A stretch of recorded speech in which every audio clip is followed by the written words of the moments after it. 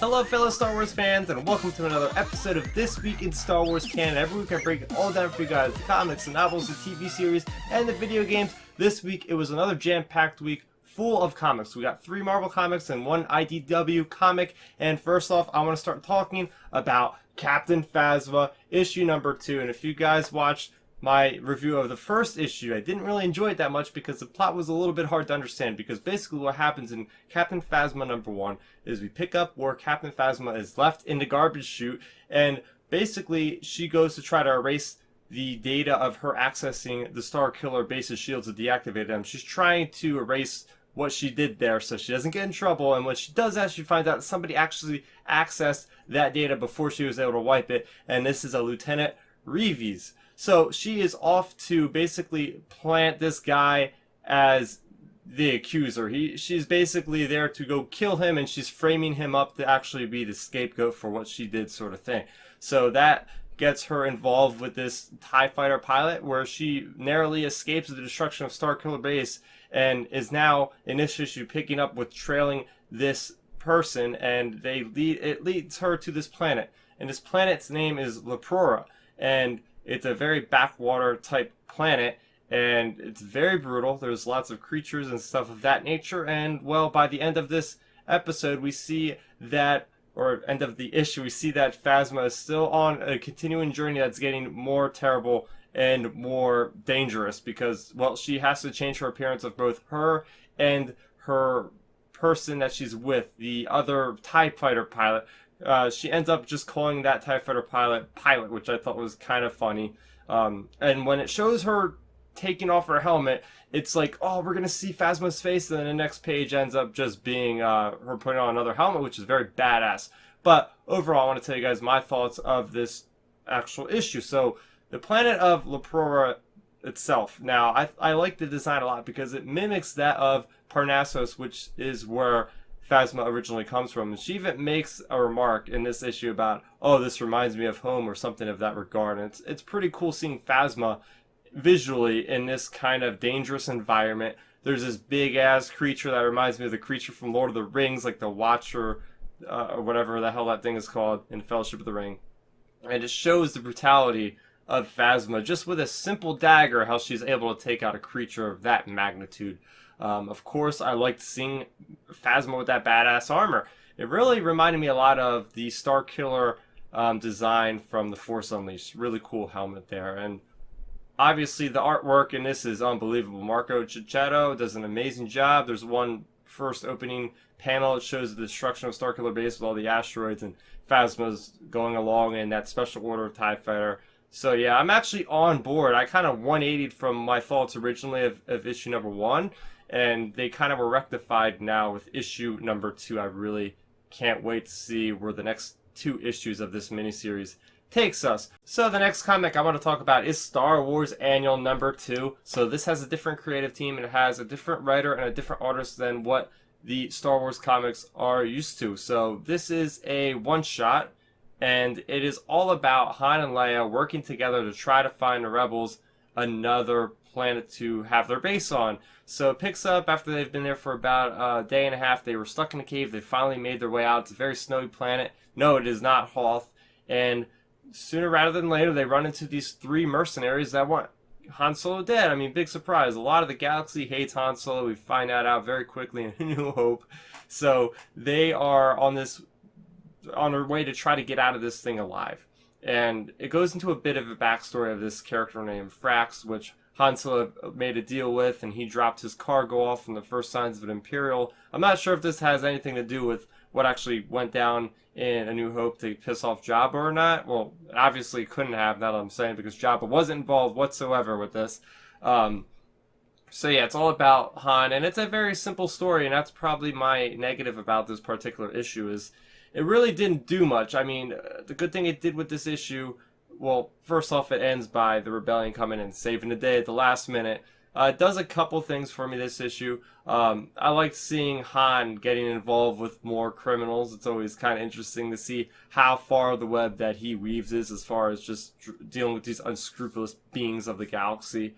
I liked seeing Leia being a complete badass. I mean, we see her picking up Chewbacca's bowcaster, putting on Han's coat, going out there and scaring the bejesus out of this freaking alien. I did like seeing that Han is still kind of struggling with what is he doing with the rebellion. Why is he still around? And it's always coming up with ideas. Like we learned about this in the Han Solo miniseries, but then in this specific issue, it has to do with Leia and about how he still owes her something because they're not even. So he's sticking around to kind of see that through. Another comic we had coming out this week was Poe Dameron number 19. So this series has been very good so far. This is actually part 3 of the arc War Stories, and it's a consistent issue. It's a consistent story. We have Poe Dameron and his squad are separated. So we have Poe Dameron, Snap Wexley that are being captured aboard this light cruiser of the First Order by Commander Malaris.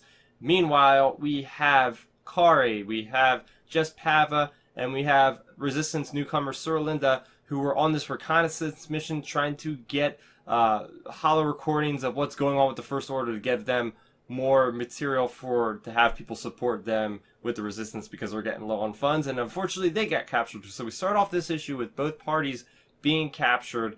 And we have Poe Dameron's ex-mechanic, Adi Mundu, who's also aboard the same light cruiser as Poe Dameron, as a prisoner being interrogated by Agent Terex, who we know has these cyborg implants implanted by Phasma to make him more subservient. And, well, they actually go a little bit haywire and they malfunction. So what happens is Adimundi's able to escape and able to release Poe Dameron, who then goes to his X-Wings. Meanwhile, we have Jess Pava and Surlinda and Kari. And Surlinda actually hacks her, like, little hollow recording cameras or whatever, controls them to basically crash down onto their guards, and they are able to escape. And at the same time, we have Poe Dameron and Snap Wexley doing what they do best, getting in their X-Wings, escaping from that light cruiser, and helping out the rest of their team on the surface. And then we even had Adi Mundi, who actually goes in his TIE fighter and actually helps out Poe and Snap. So there's a lot of confusion in the skies. The First Order doesn't know like, who's good and who's bad,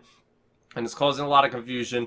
And by the end of this issue, Adi Mundi makes a sacrifice to basically save his buddies by kamikazing into the light cruiser. So that was something else, and then they basically escape. So that's really the gist of the story. So things I want to talk about this particular issue is it feels like Star Wars, especially with the dogfights. I love the artwork by Unzueta. This guy is, he's not given enough credit, I don't think, with Star Wars comics. He is really doing a great job of making a realistic kind of rendition of these characters, especially characters like Jess Pava. Like, it looks just like her actor counterpart. So great job there. I also loved, speaking of Jess Pava, her backstory is slowly getting fleshed out in this particular issue. We do find out that she was, it looks like, once a slave, so she doesn't enjoy being in cuffs. So it's interesting getting to know more of her, because I'm sure we'll see more of her in episode 8. I do like seeing that these stories are consistently putting in more risk, more danger out there, because we are losing characters left and right. We already lost Lulu, the A-Wing pilot. Now we lost Mundu, the the mechanic. And it makes you wonder what's Kari's fate, what's Surlinda's fate going to be, because we don't see either of them around in the Force Awakens. Of course, the Resistance is not large, but they are an organization where you maybe not have seen everybody in the Force Awakens. Maybe they'll show up in episode 8, and it'll be a nice nod to the readers of the comics for sure. But I really enjoy Poe Dameron. I'm not sure if this is going to be a new arc setting up, but I am very much looking forward to it. And finally, the last thing I want to talk about is we have IDW's new series, Star Wars Adventures. This is issue number 2, so it's broken always into 2 stories. So this story, the first one, is a continuation from episode 1, issue 1. I always confuse that. And it's about Rey, and she's on Jakku, and what happens is that we have Unkar Plutt, who has been captured because somebody wants the droid head that Rey apparently sold to him, but he never got the head because she kept the head. And you might ask, why is she even trying to help Unkar Plutt? Because, well, apparently, according to her, the person that took charge in the meantime from Unkar Plutt is even worse than Unkar Plutt. So she'd rather have Unkar Plutt, and that means she's got to save his butt.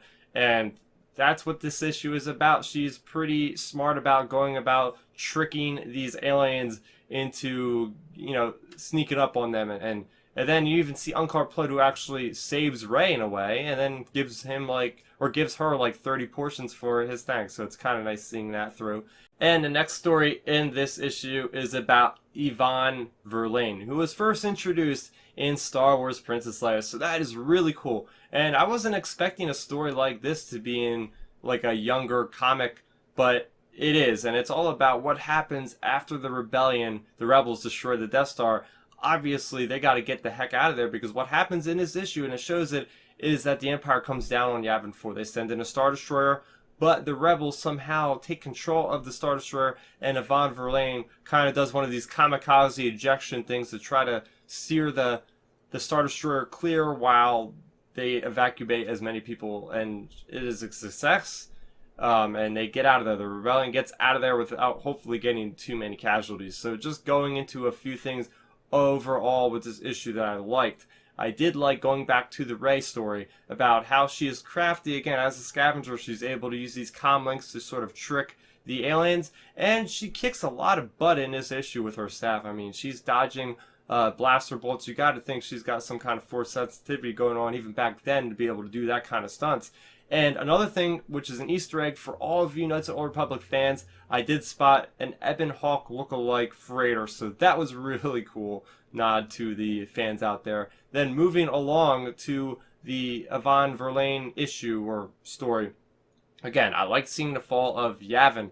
Pretty cool getting that little glimpse of what is going on there. And the ship that Evaan gets to control is none other than a Raider-class Corvette, which you might have seen in the Star Wars Battlefront 2 trailer, and it is really one of my favorite ship designs. It's like a cross between a Star Destroyer and a TIE Interceptor with the wings on the side, so really cool. And it's a shame that she had to destroy that thing and she couldn't have used it for the rebellion.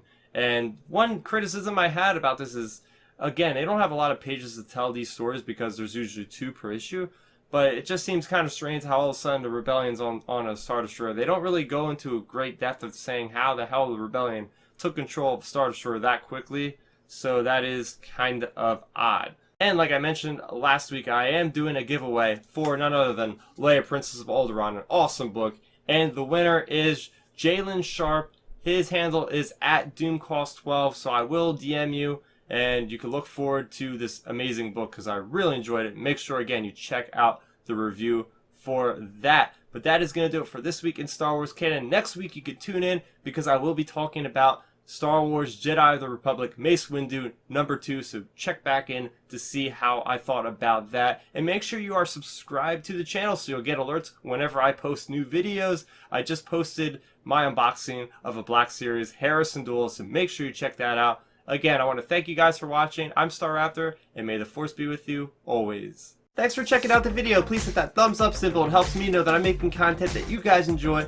And if you enjoyed this video, I also included 2 videos down below you guys should check out. And please consider subscribing to this channel. It helps support me, and it notifies you guys of when I get new videos up on the channel. You can also contact me on Twitter, Facebook, and Instagram at Starrapter.